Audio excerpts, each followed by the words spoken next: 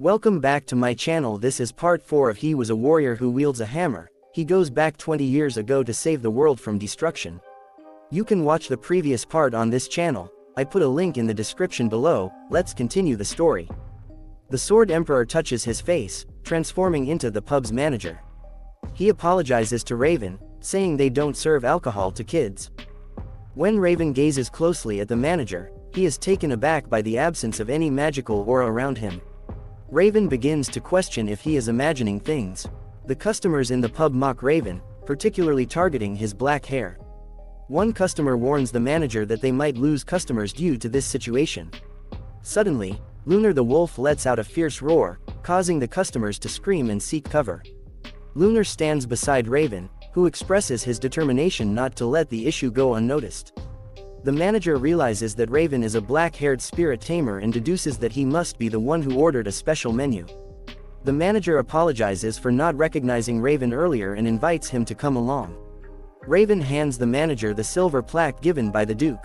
After examining it, the manager realizes it belongs to Valencia's secret group, Black Wing. The manager introduces himself as Jay, the leader of Black Wing. Raven concludes that Jay is currently in charge. Raven acknowledges Jay's leadership skills as a swordsman, but he doesn't sense any mana from him and wonders how Jay conceals it. Jay reveals that he doesn't possess any mana and demonstrates by changing his appearance into that of the Sword Emperor. He explains that hiding mana can make disguises more challenging. This revelation leaves Raven astonished, questioning if everything was just a disguise. Jay transforms back into himself and confirms Raven's suspicion. Raven realizes that he wasn't imagining things earlier and asks if it's not too risky. Jay responds that it adds an element of excitement. Raven remarks on Jay's unique preferences, to which Jay suggests focusing on the important issue at hand. They discuss the disappearance of Gale Anderson, a powerful mage known as the Sea Wave Mage. Jay explains that they lost contact with Gale during his exploration of the sea, and it has been 2 weeks past his expected return date. Raven realizes that recommending Gale might be difficult now. Jay mentions they have a backup plan and shows Raven a new identity, asking him to familiarize himself with it. Raven accepts the badge and realizes that the Sword Emperor had arranged for the backup plan. Raven then asks Jay to investigate someone named Hustle, a devil worshipper responsible for trouble in Karun. Jay is shocked by this revelation, and Raven confidently affirms the accuracy of the information obtained through explosive means. Jay contemplates that Hustle sounds like a name that might belong to an orc or beast tribe and states that he will remember it. Suddenly, there's a knock on the door, and someone informs Jay that they have arrived, prompting Jay to leave swiftly as the big fish has arrived. Raven wonders who the newcomers are, and Jay explains that he has to attend to a large group of customers. Raven realizes that the term big fish refers to a significant number of guests. A few waiters express their admiration for their boss, who has managed to run everything so smoothly. Raven marvels at the success of the pub, which serves as a cover. After spending 2 days on the ship Flaxen, a person announces that the ship will be departing shortly. Wearing a hooded cloak, Raven asks if this is the ship heading to Karun. The announcer notices that Raven is a young child and requests to see his badge. As the announcer realizes that Raven is a noble, he expresses surprise and wonders why a noble child would be unaccompanied by a guard. Raven explains that he is no longer a noble, and the announcer apologizes for his previous rudeness. The announcer wishes Raven a pleasant journey and mentions a noble family named Morse, who disappeared 40 years ago after being falsely accused of devil worship. Descendants of the Morse family typically have black hair and eyes. Since they had no heirs, they didn't go through the process of reclaiming their noble status. Jay informs Raven that from now on, he will be known as the son of a Morse heir who eloped with an elf wife. Raven is surprised by this revelation and wonders if he is an elf, finding it somewhat peculiar. Suddenly, Raven senses a demonic energy emanating from the ship. He realizes that it is not caused by a single person and questions their sinister intentions. He ponders if they plan to do something terrible, perhaps using the place as a sacrificial site. At that moment, a man appears behind Raven and tries to harm him with a sharp tool from his pocket. However, Raven detects the attack and swiftly stops it by seizing the man's hand. He then proceeds to twist the man's arm, causing him to scream out in pain. The people aboard the ship are unaware of what's happening until they see blood coming from the man's arm. Concerned for the injured man, they approach Raven and ask him what he is doing. They plead with him to release the man and express their worry for the injured individual. The man, unable to hold onto his sharp tool, drops it, and Raven kicks the tool into the air. With another swift kick, Raven sends the tool flying towards the man, resulting in his demise. The man screams in pain and spits out blood as the demonic energy within him begins to dissipate. Onlookers start questioning if the substance coming out of the deceased man is smoke, which emits a foul smell and causes one person to vomit. Another person identifies the noxious smoke as the residue left by a devil worshipper. Grateful for Raven's intervention, someone thanks him for dealing with the secret devil worshipper but informs him that there is a specific protocol they should follow now. Raven grabs the person and asks if they mean something like this, tossing them aside. The person starts coughing and spitting out blood as Raven throws them into the air and counts to 3 before hurling them towards the others. Witnessing this, some people flee, realizing that Raven is a mass murderer. Another person finds it difficult to believe that all the people Raven harmed were actually devil worshippers. An elderly man descends from a higher level and approaches Raven, asking for an explanation of the chaotic situation. He can't comprehend how everything became so chaotic. The old man looks at Raven and apologizes for the confusion, revealing that they were all followers of the devil. He pleads with Raven to cooperate with them so they can sort out the situation. Raven realizes that the old man is the captain and commends him sarcastically for his acting skills. Using his large hammer, Raven strikes the captain, creating a hole in the ship's floor. The captain falls through the hole into the lower part of the ship. In Castle, the king receives a report stating that they had been monitoring the Flaxen port for the past 5 years. Among the guards, 5 were low-class demonic soldiers, and 2 navigators were expert class. The captain was a bladder-class demonic soldier. King Emerd van Karen pays close attention to the report, which reveals that the devil worshippers offered many living and dead bodies to the devil. The devils they worship are powerful demons capable of crossing between different worlds. The offerings serve as ceremonies to strengthen the devil worshippers and grant more power to the demons. Raven remarks that these devil worshippers are like parasites, living off others. The king explains that they became too complacent during the past 30 years due to the lack of sightings. He expresses gratitude to Raven, a beast tamer with elf blood, for helping save many people and reduce the number of victims. The king mentions hearing about Raven's ability to detect devil worshippers. The king then asks Raven to actually see his spirit. The person giving the report becomes scared and warns the king that it's unsafe, despite Raven being an elf. However, Raven offers to show the king the spirit if he wishes. Lunar the wolf appears, and the king praises the wolf, stating it is just as remarkable as he had hoped. After seeing the spirit himself, the king feels relieved. The king requests a private conversation with Raven, asking his people to leave temporarily. The king's entourage becomes apprehensive about the request, unable to understand why the king would want to speak alone with an outsider. The king assures them that it won't take long, and they leave the area. The king addresses Raven as a young hero and tells him not to worry about the others anymore. He then asks Raven if it's true that he is an elf, surprising Raven. The king reveals that he wants to know the real reason why Raven came there, claiming that it's a lie that Raven is an elf. An elderly man asks Raven about his true intentions. Confused and curious about the situation, Raven wonders where he went wrong. The old man, seated on his throne, explains that when one holds a position like his, they receive a lot of information. He mentions that elves typically don't have black hair. The old man assures Raven not to worry, as this is something only members of his royal family know. Raven apologizes for lying and explains that he has been pursuing followers of the devil. This revelation surprises the old man. Raven continues, revealing that he is trying to prevent them from stealing valuable items and causing trouble in Karun. The old man deduces that Raven must be from the imperial nation. Raven inquires how the old man, known as the wise king of Karun, is aware of these political dynamics. The old man proceeds to explain that while Karun is technically a neutral country, it functions more like a confederacy of independent states. Given the strained relationship between the empire and the confederacy, it becomes challenging to trust an empire that is not on good terms with the confederacy. The old man ponders if this is the reason why Raven kept his true identity hidden, despite his good intentions. As Raven reflects on the old man's wisdom, he realizes that the king of Karun has rightfully earned his reputation as the wise king.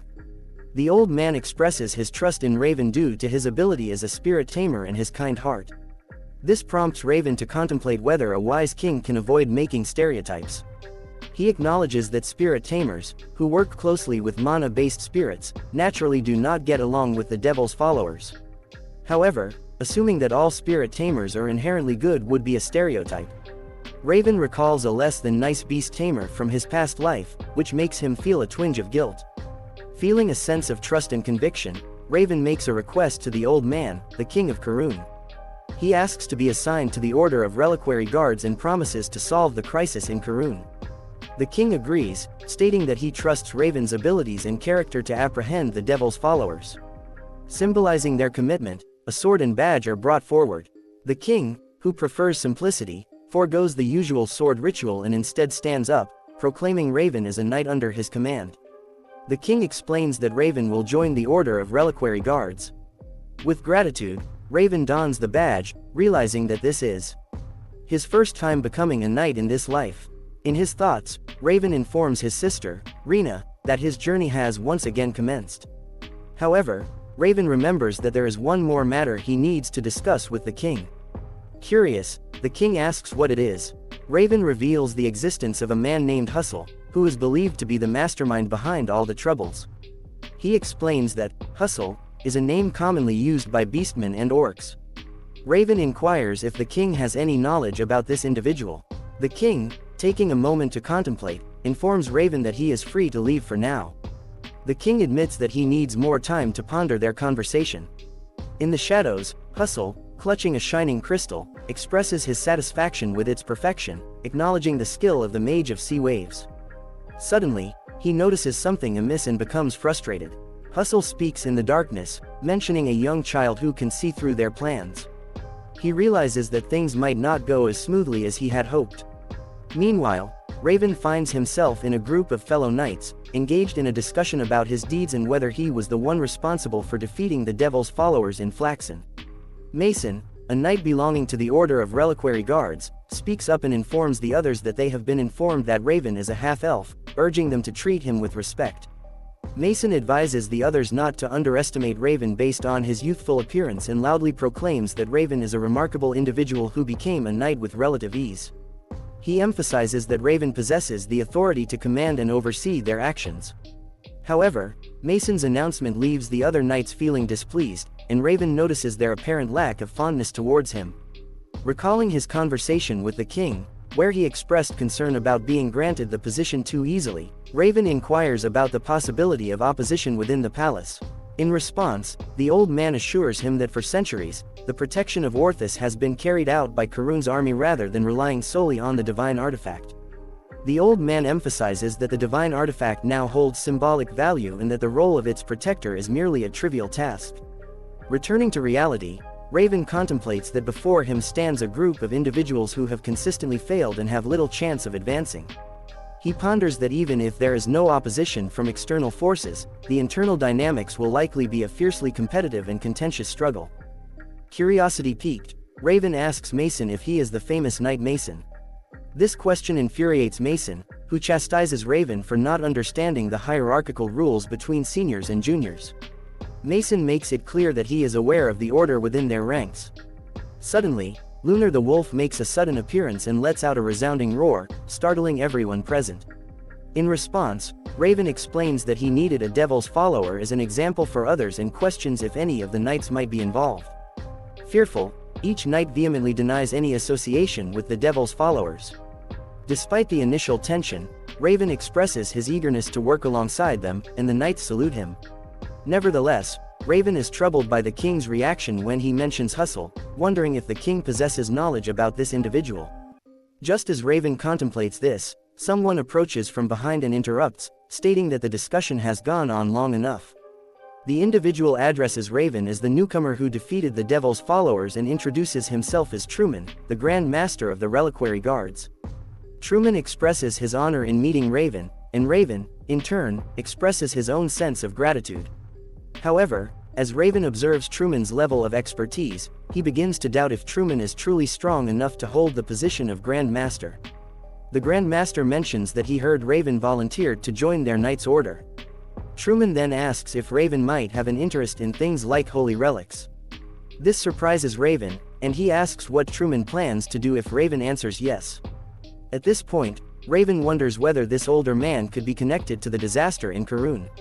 Truman responds by saying he knew it. If Raven is being truthful, then he has come to the right place. However, Raven is still confused and doesn't fully understand. Truman explains that it's often said that relics are merely symbolic. He slams some books onto the table and continues, saying that many believe the barrier created by Relic only keeps demons away within a 1-kilometer area. Moreover, it can't even stop the stronger demonic energy beyond a superhuman level. However, Truman explains that as he learns more, his thoughts change. He holds up a book and suggests that Raven read it to understand the significance of holy relics. Truman inquires if Raven is familiar with the promises made in ancient myths. He goes on to share that throughout history, humans have cherished divine relics. Raven begins to realize why he couldn't sense any demonic energy from Truman. He misunderstood the situation. Truman goes on to mention that all beings, even demons, are influenced by these relics, a force created by Avatar. He closes the book and mentions that some things are better understood through experience rather than just reading about them. Confused, Raven wonders what's happening. Truman invites Raven to follow him. They enter the central chambers of the castle. Here, Truman questions if Raven's name is truly Raven and then asks if Raven knows why being a reliquary guard is seen as unimportant. Raven suggests that it's because holy relics are merely symbolic. Truman opens a door and admits that the reason is even simpler. Both of them step inside, and in that place, there's a really large and bright holy relic called Humanitas. Truman explains that they don't need to protect it simply because it doesn't require protection.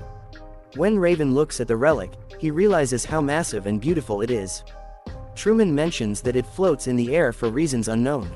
He adds that, according to legend, only those who are qualified can touch it. That's why they don't need to guard it. Truman then challenges Raven to see if he is qualified to touch it. Raven goes ahead and touches the relic. Truman can't believe what he's seeing. Raven notices that it's a 7th grade divine artifact, a ball of light that doesn't affect anything in this world but has the power to reject things from another world. Raven hears a voice and wonders if it's coming from the barrier. He's surprised that he's the only one who can hear it. Raven thinks it might be because he's sensitive to mana. He realizes that this halo, the barrier itself, is a holy relic.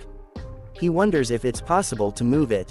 Truman places his hand on Raven's shoulder and asks if Raven just had a conversation with the holy relic. As they leave, Truman tells Raven that he definitely has a surprising talent that can amaze people. Truman explains that he's been part of the reliquary guards for many decades, and something like this has never occurred before. Raven believes that even though Truman might not be very strong, he takes pride in his job. To Raven, Truman appears distinct from the rest of the Order.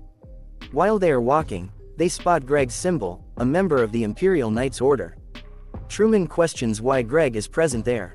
Greg responds by saying that it has nothing to do with Truman. Then Greg turns his attention to Raven and asks if he is the half-elf. Greg has heard about Raven. Raven corrects him, mentioning that he's actually just a quarter elf, although he knows that even this isn't true. Greg is surprised and asks about Raven being an elf, the hero who defeated the Black Magician. Greg accuses Raven of trying to deceive them and attacks with his sword, saying he'll reveal Raven's true identity right then and there. Unfazed, Raven remarks that it's not surprising to see a clown stepping up to challenge him. Quick on his feet, Raven avoids the attack, takes hold of Greg's arm, and throws him down onto the ground. Greg falls in pain and accuses Raven of cheating. In response, Raven points out that Greg is still talking, implying that his move wasn't enough. Raven seizes Greg's arm again and slams him to the ground once more. This makes Greg say sorry for his behavior. Truman, who is witnessing this, is quite surprised by the turn of events.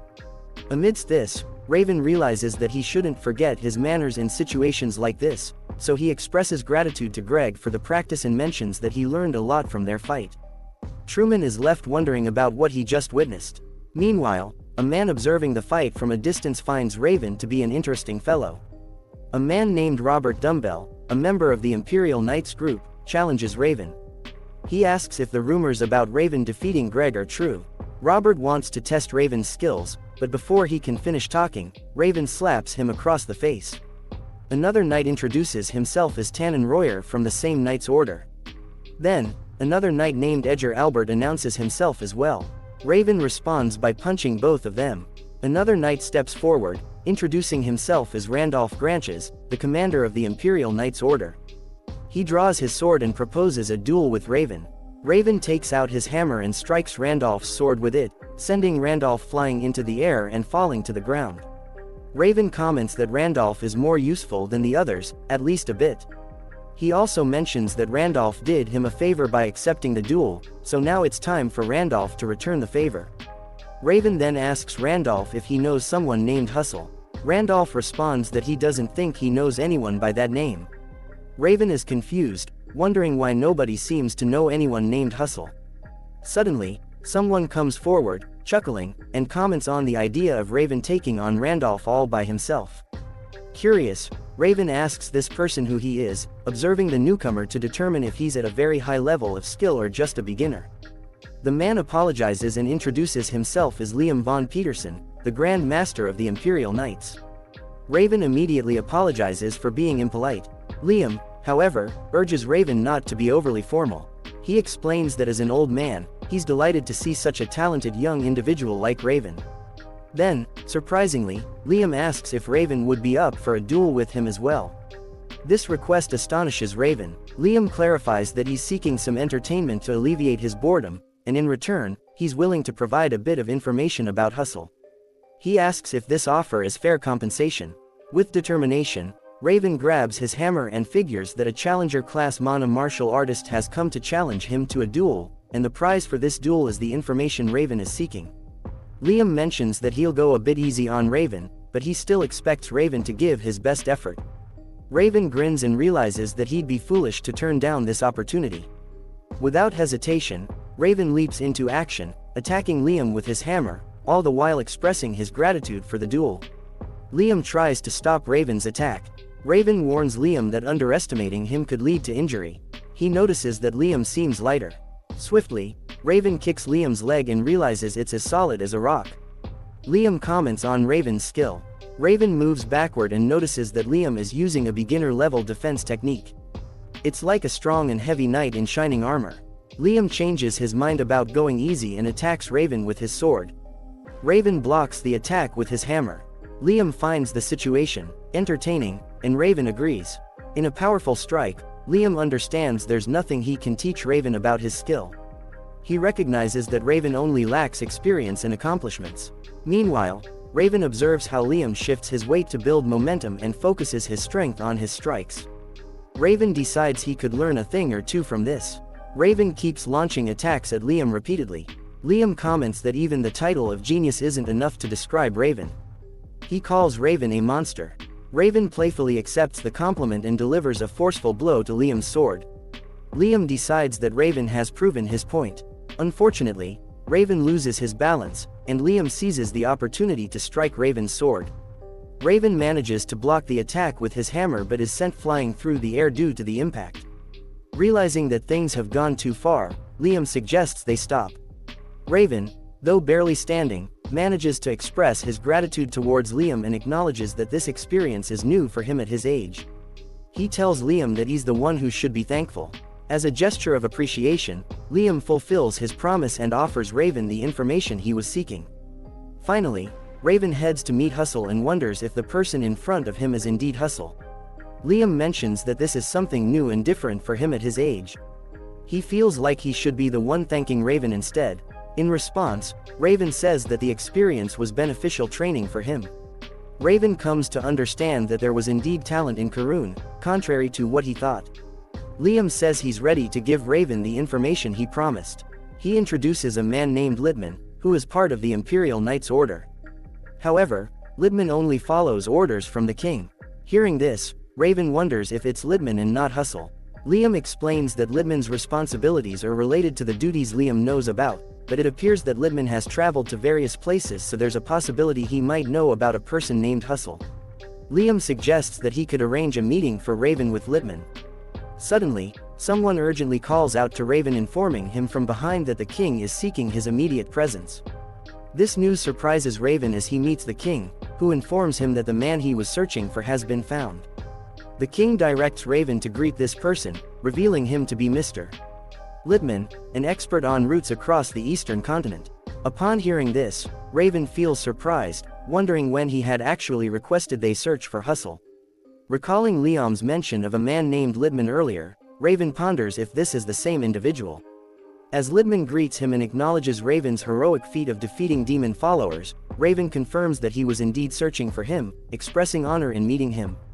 However, Raven's gaze towards the king reflects a hint of annoyance, wishing he had been informed if the king had planned something. Litman addressing Raven by name snaps him out of his thoughts. Explaining that he surmised Litman's origins from his appearance, Raven mentions his desire to visit the eastern continent someday when the king inquires about his desires. Litman responds, adding that the king has a reputation for generosity, rewarding those who discover new routes. Despite Litman's arrival, the king reminds Raven of his promise to uproot the demon followers before departing. Although Raven agrees and assures the king of keeping his word, he begins to wonder about the sudden mention of the demon followers, casting a suspicious glance at Litman. However, he relaxes upon observing Litman's demeanor, considering that if he were a demon follower, Raven's lunar wolf wouldn't have remained calm. Yet, Raven is surprised to detect a magical energy around Litman reminiscent of what Jay had described about the name Hustle. As Raven starts to piece together his suspicions about Litman possibly being Hustle, Litman unexpectedly praises him for his dependable nature. The king reveals Litman's role in assisting with eliminating the demon followers, surprising Litman himself, who expected to commence the search for Sir Gale the next day. While saddened by the postponement of his mission, Litman agrees to prioritize the immediate threat at the king's behest. Despite detecting no demonic energy around Litman, Raven remains convinced of his true identity as Hustle. When the king seeks Raven's opinion on the matter, Raven confirms that Litman is not a demon follower. Acknowledging this, the king orders Raven to stay by his side for personal verification, explaining that he had no other choice due to a gesture toward his heart, hinting at a magical oath. When Raven inquires if it's because of an oath of mana, the king confirms it. The mana oath is akin to a promise made with magical energy. Breaking it results in a shock, the strength of which depends on one's magic level. A 3-level oath causes a small shock but can be harmful if someone is already weak. Curious, Raven asks the king why he's going to such lengths. He points out that while Sir Litman has been loyal for decades, this is only the second time the king is meeting him. The king explains that those from the bloodline of Karun, like him, gain an unusual foresight as they age. Raven wants more information, so the king explains about a recurring dream where holy relics go missing, and demons destroy the capital city. While the king kept having the same dream repeatedly, Raven arrived and predicted the disappearance of the holy relic. This revelation shocks Raven. The king hopes it's merely the imagination of an old person, but he worries that it might come true, wondering if it will end with the disappointment of a loyal subject. Suddenly, there's a loud noise. When Raven looks back, he notices Hustle, surprising him as he thought Hustle had left the inner palace. Raven, riding on his lunar wolf, notices that even the lunar wolf couldn't sense any evil energy. Raven starts wondering if the real Hustle might be somewhere else, but why would he choose to run away during a time like this? The answer seems quite clear, and Raven knows he just needs to find some evidence. As night falls, people are loading goods onto a ship. One person questions two others who are moving a crate towards the ship, asking if they could be a bit quieter, as they are working at night for a reason. At this moment, a figure wearing a hooded gown approaches. Everyone becomes alert and asks who this person is. When the hood is removed, they realize it's Hustle. They ask him why he's here earlier than expected, as they were anticipating his arrival tomorrow. Hustle responds, explaining that something has occurred. He reveals that the king has sent a young boy after him. This revelation shocks all the men. A man tells Hustle that the young boy hasn't been around for a while. Hustle responds, saying nobody really knows what's going on in the boy's head. He then raises his voice, telling everyone to be quiet and get ready to leave. All the men quickly start doing their tasks. Suddenly, there's a huge explosion on the ship, surprising everyone. In the midst of the chaos, Raven emerges and questions them about their secretive actions at night, calling them worshippers of demons. The men shout that it's an ambush, and someone is on top of the boat. Without hesitation, Raven leaps off the ship and attacks, knocking down 4 people with a single swing of his hammer. He challenges anyone who wants to face the consequences to step forward. The men become angry and call Raven a monster. Hustle criticizes Raven, calling him pathetic, and notes that although Raven may follow Avatar, he's just an expert class. Hustle suggests that Raven might be tired from all this movement and warns his men not to fall for Raven's plan to regain his energy. Raven grins and playfully asks if he's been caught. Hustle responds by calling Raven a foolish youngster and expresses his surprise that Raven would come alone. Hustle declares that he will deal with Raven now. Unfazed, Raven raises his hammer confidently and challenges Hustle to give it his best shot. Raven manages to push away Hustle's sword. Undeterred, Hustle brings out another sword. However, Raven uses his mana hand to block the attack and calls for Lunar. Lunar arrives, visibly enraged, and launches an attack on Hustle. Hustle becomes furious at Lunar for leaving a scar on his body. He threatens to rip apart Lunar right in front of Raven. Hustle charges at Lunar with the intention to attack. Filled with worry, Raven shouts a desperate, "No," in defense of Lunar. Despite Raven's plea, Hustle strikes Lunar with both of his swords, threatening not only Lunar but also Raven. Lunar responds with a growl and begins to move towards Raven. This confuses Hustle, who expected a more substantial impact from his attack.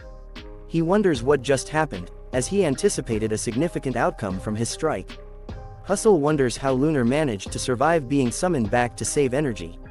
Raven only healed the hurt part of Lunar. Hustle is amazed by this remarkable skill. He decides that he must eliminate Raven tonight. Hustle's companions attack Raven, but he sends them all flying with a single powerful swing of his hammer. They call out to Hustle for help. Raven jumps onto Lunar and encourages him to keep going. He refers to Hustle as a crazy beast man. Raven informs Lunar that their mana is running low and instructs Lunar to focus on moving.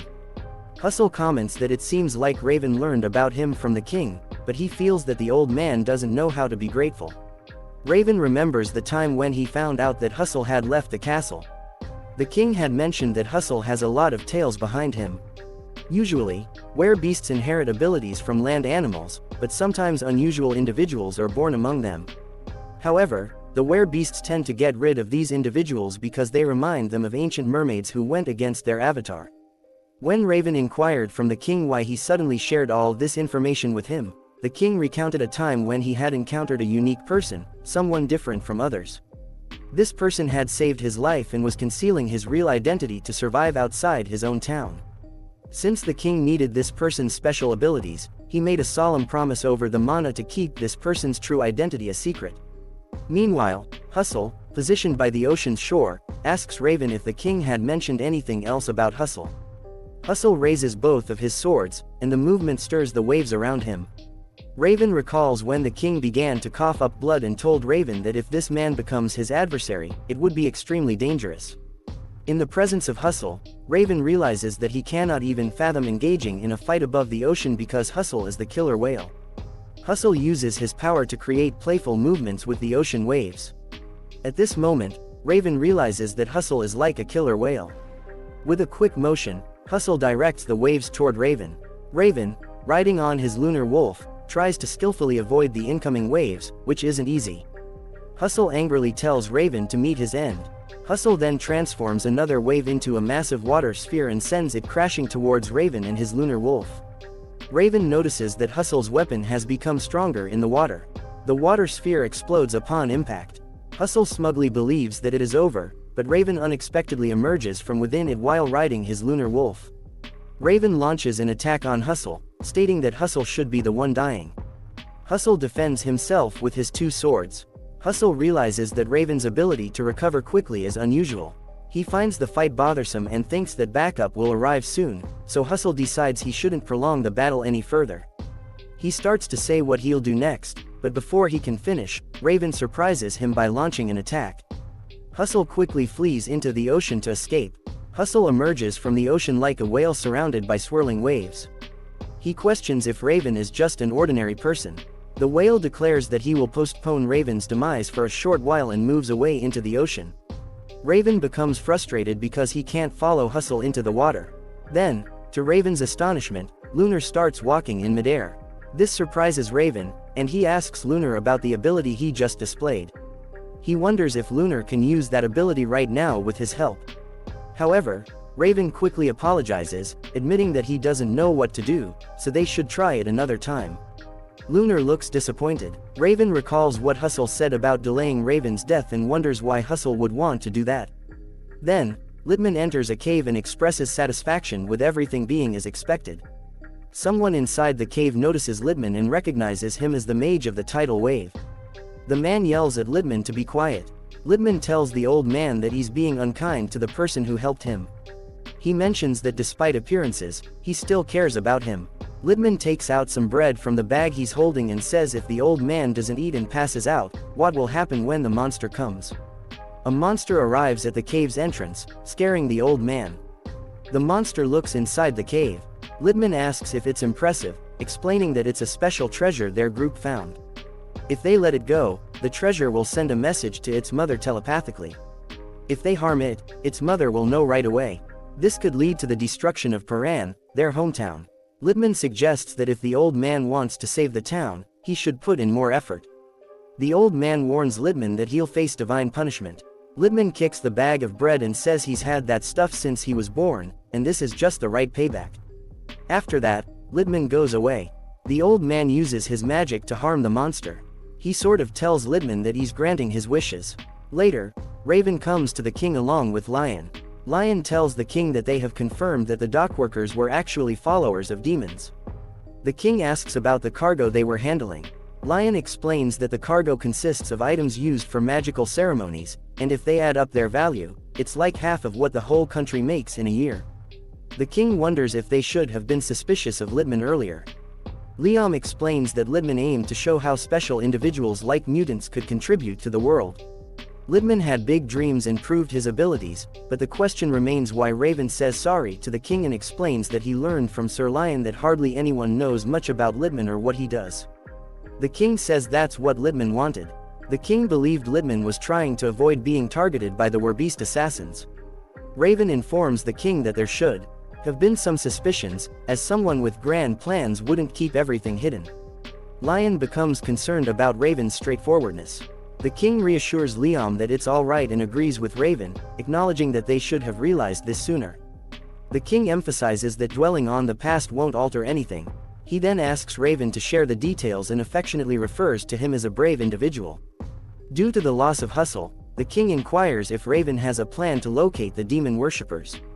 Raven confidently assures the king that he does and asks if the king could provide some assistance. Subsequently, Raven goes to the pub to meet Jay.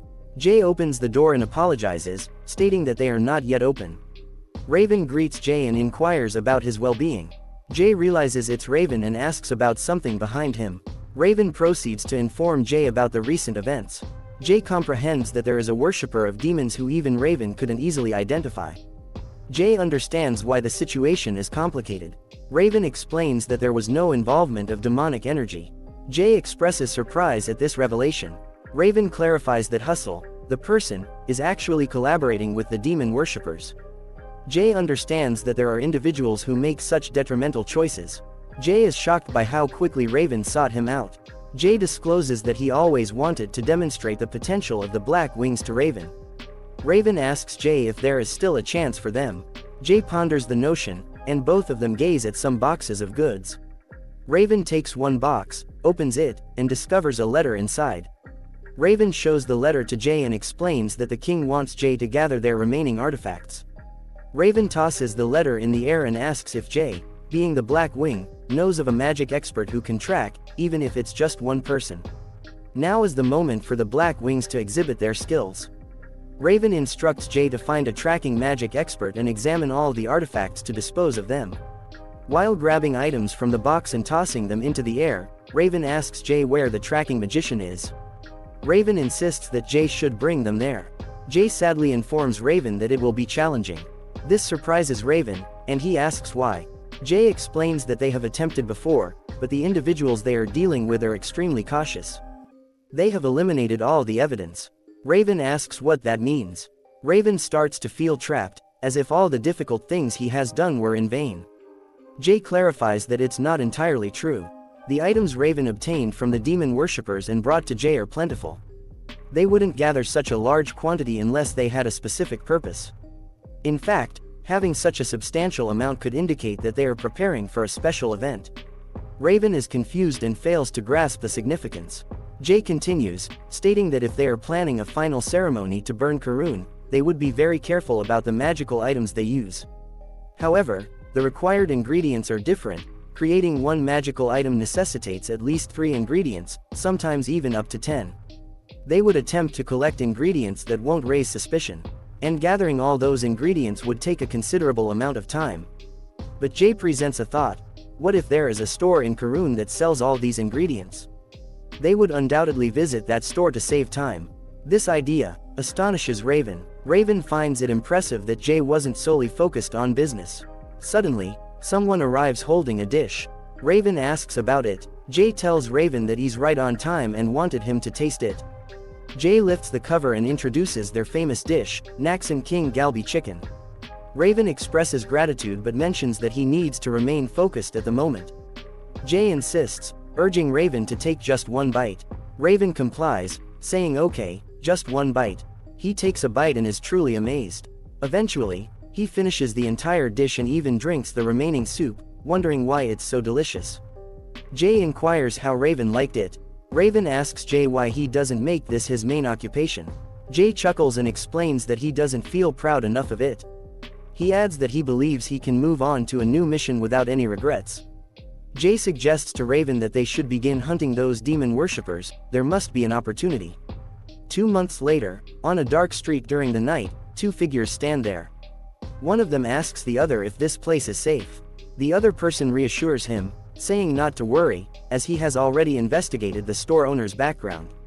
The owner has been in business for a while, likely solely motivated by money. The first man questions if his companion is defying the elder's instructions. The companion responds that the investigation has already been conducted. They enter the store, emphasizing the need to utilize their time wisely in such situations. Jay, assuming the role of the shop owner, greets the men and inquires if they have any specific items in mind. The first man presents a list and mentions hearing that the shop owner trades in various goods. He instructs Jay to gather everything mentioned on the list. Jay takes the list, checks it, and smirks before agreeing to assist the men. Jay then informs Raven that their 2 months of hard work are finally paying off.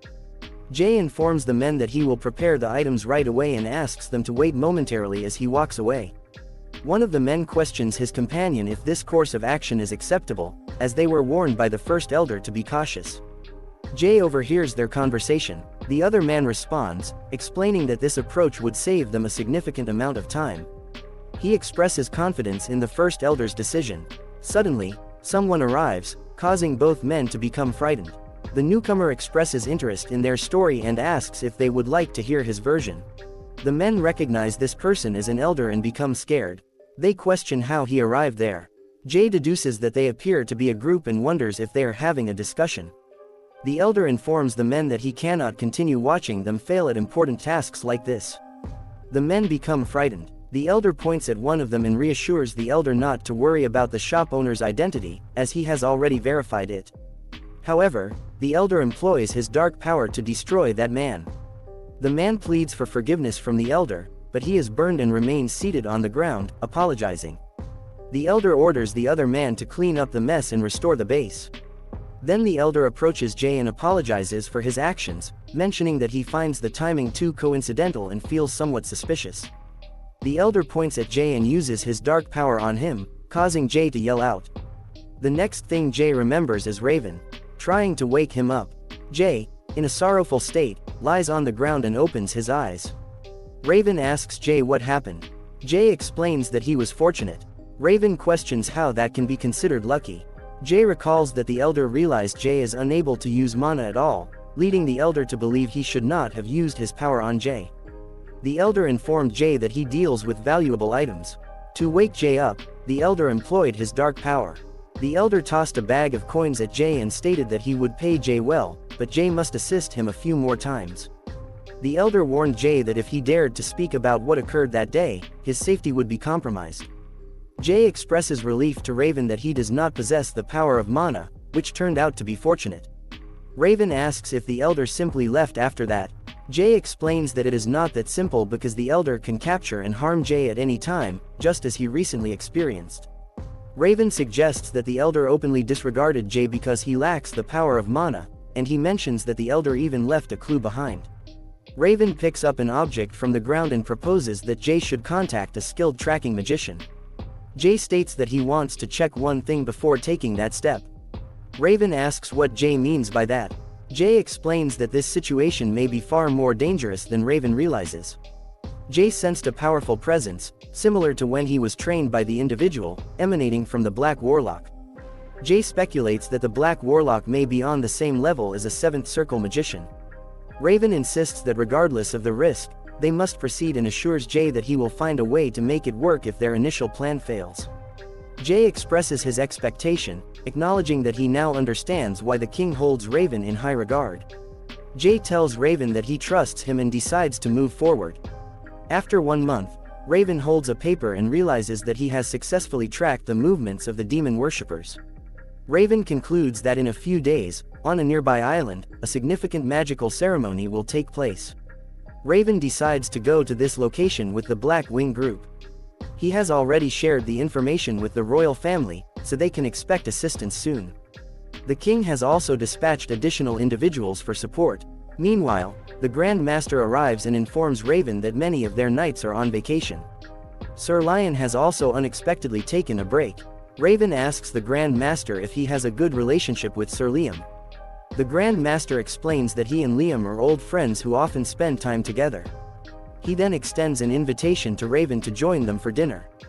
Raven politely declines the invitation, apologizing for doing so. The Grand Master asks Raven not to reveal that he plans to take a vacation as well. Raven politely explains that taking a vacation is precisely what he intends to do. The Grand Master sighs and realizes he cannot change Raven's mind. He suggests that Raven rest well during his vacation, to which Raven expresses gratitude. A few days later, on the scheduled day of their mission, the knights gather at the Relic storage room. However, several key members of their group are missing, and their absence is notable considering the importance of this moment. Tonight, their plan is to retrieve the relic. Raven, hidden behind a pillar, reflects on the smart decision to take time off but notes that their suspicious behavior is quite noticeable. Unexpectedly, Grand Master Truman appears, surprising Raven. Raven questions Truman about his presence. The knights interrupt, defending Truman's reputation, stating that he has trained many royal knights and reorganized the knights group. They question the fairness of confining him to guarding the relic. Raven then inquires if Truman was a former member of the knights group. Truman confirms that it was a long time ago and explains that he recognized his limitations when compared to a remarkably talented peer. Truman focused on earning recognition through training and service, but in return, he received the title of a landless barony and a mere notice of transfer. He expresses frustration at the king's lack of action during that time. Truman mentions that Mr. Litman was the only one who supported him, as Litman also faced unfair treatment due to his background. Litman showed Truman a new vision, a world that valued wisdom over personal strength, and they dreamed of creating a new kingdom. Raven questions Truman's collusion with a demon worshipper if he intends to create a new kingdom. Truman explains that it is too late for him to turn back now. He commands his knights to capture Raven, and they all attack with their swords. However, Raven confidently grabs his hammer and remarks that this turn of events is actually good. With a powerful blow from his hammer, Raven sends all the knights flying into the air. Truman is deeply surprised by this. Raven acknowledges that this outcome is better. Truman looks at his knights, who are in a dire situation, calling out to him for help. He wonders how this could happen. Truman tells Raven, "All right, let's end it like this," and throws a glass globe toward Raven. Raven strikes the globe with his hammer, shattering it on the ground and releasing a dark power. A demon emerges and lets out a loud scream. Truman is shocked, questioning how something like that can come out of a divine object. The enormous demon grabs Truman with one hand, lifting him towards its mouth as if to devour him. Raven jumps and attempts to attack the demon with his hammer, but the demon evades the blow, causing Truman to fall to the ground. Raven also lands on the ground. Confused, Truman asks why Raven did that. Raven asks Truman where he obtained the glass globe. Truman explains that Mr. Litman gave it to him and instructed him to use it in emergencies. The demon spreads its wings, and Raven realizes it is merging with the holy barrier. Truman questions if this is true. Raven believes they must have been aware of this. He tells Truman that there is much to uncover, and advises him to wait patiently. The demon screeches in the air and heads towards the relics. Raven declares that he won't allow it to take the relics and attacks the demon with his hammer. The demon screams in pain and falls to the ground. Opening its mouth, the demon starts floating upwards. Raven watches this with disappointment. By the bright daylight, near the ocean's edge, a ritual to kill knights is taking place. The person responsible for killing all the knights informs Litman that similar rituals are happening on other islands as well. The man asks Litman if he can determine the nature of the ritual. Litman sits down and explains that it's a grand illusion using magic to conceal something. The man expresses confusion and asks Litman to clarify. Litman reaches into his coat, retrieves something, and admits that he doesn't know all the details, but they need to resume their work quickly. Holding a bag, Litman sprinkles its contents onto the magic circle of the ritual. Litman remarks that if they are employing magic to hide things, their actual plan must involve Karun. The man is surprised and asks about Karun, realizing that Raven is in danger. Thank you so much for watching. If you enjoyed this video, don't forget to give it a thumbs up and hit the subscribe button for more content. Feel free to leave a comment down below sharing your thoughts or suggestions. If you want to stay updated on all our latest uploads, click the notification bell icon. And hey, why not check out some of our other videos popping up on the screen right now? If you'd like to support the channel, you can do so by liking, sharing, and subscribing. It really means a lot. Peace.